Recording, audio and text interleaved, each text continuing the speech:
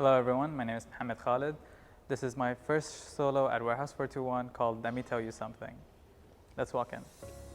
So, Let Me Tell You Something falls as a title for the works as a lot of confession is being made. There's a lot of openness, a lot of repetition, and a lot of text. And as you can see, one of the first works that was made is called During Work Hours. And During Work Hours is 100 cyanotypes where every day at the office I would type out a text on how I'm feeling or what my thoughts are. And during my lunch break, I would produce these cyanotypes either in my car or in the office. Each were made based on that day. The blues also kind of variate depending on how much sun each cyanotype has received. So the lighter the cyanotype, the less sun it's got, the darker the cyanotype, the more sun it's got. Here we have cats. If anyone knows me, I'm a big fan of cats. I always find a symbolic relationship whenever I encounter one. And all of these cats are actual individual street cats that I see in the public sphere. And whenever I interact with them, I play with them, I pet them. And upon that interaction, I start documenting photos of what that experience is.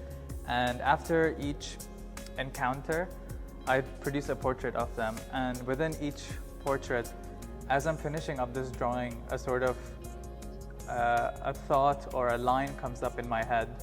And that's where I kind of produce text underneath them.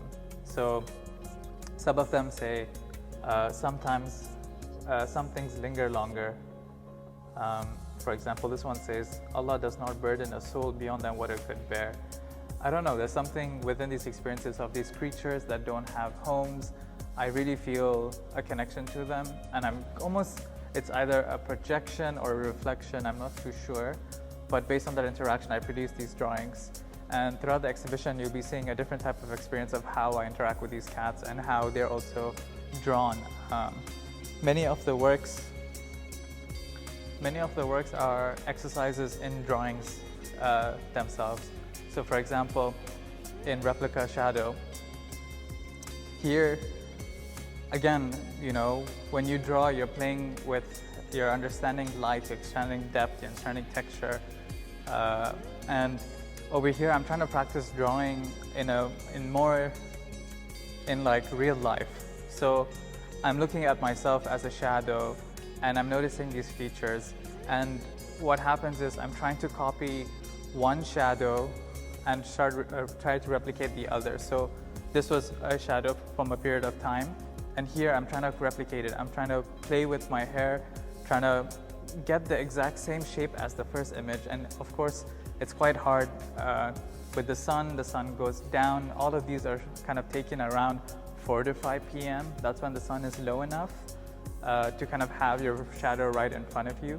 And on that encounter, I'm trying to control these variables. So again, it's like a drawing exercise of sort, The first thing first is, within this drawing, the main thing I can make sure is the texture of the wall. So once you have the texture right, then you start replicating that. So one layer of the drawing has been complete.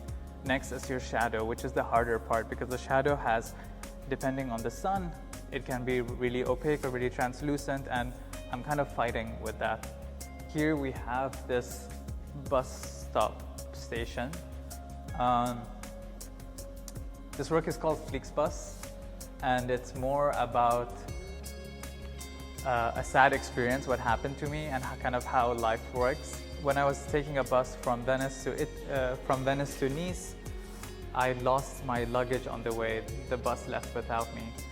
So what happens is I'm trying to reaccount where did this luggage go, trying to be in contact with the driver, trying to speak another language, and trying to get them to help me figure out where did the suitcase disappear. And what happens is I find out that these drivers, they don't know who actually drives the buses, they just do the job and they go home. And what happens is the company gives them this shirt. And what I found in my neighborhood thrift store is the exact uniform that the bus drivers wear. And I found this shirt 2 years and 18 days later after losing my initial suitcase. So for me, I was kind of looking at it as this symbolic gesture of, till today, I'm still searching for that suitcase, and instead life gives me the uniform of the bus driver. And I guess that's the sort of exchange life gives us. So now I have in my possession the bus driver's uniform. This is the exact suitcase that I lost in Genoa. And in this suitcase are the exact items that I lost also. So what happens is, this is a work where all of the items that I lost, and I'm still accounting their possession, I repossess them somehow in a different way, and I stuff them again in this suitcase, because even if I replace all the objects, it's still gone. The initial object is gone, and this will never fill that void. So again, I want to get rid of the same amount of items and kind of close them in that box. And yeah, so that's a little quick run through of my exhibition.